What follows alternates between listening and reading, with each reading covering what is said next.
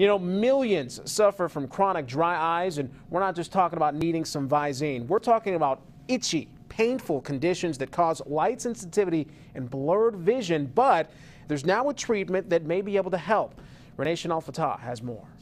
It's changed my life. For over 7 years, Terry Fioca has suffered from the pain and discomfort of dry eyes until now.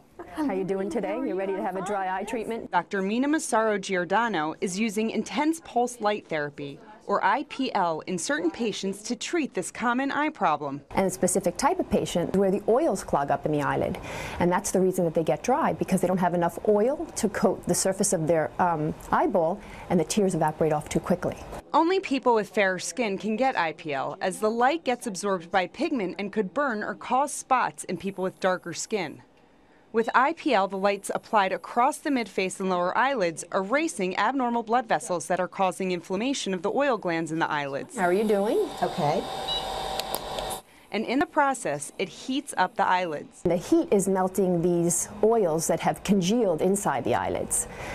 So after the therapy, you'll see that I also do a session where I actually push on the oil glands to release all the oil that's clogged up in the eyelids. I was able to sort of release much of the oil on the surface. IPL has been approved by the FDA and used to treat various skin conditions for years.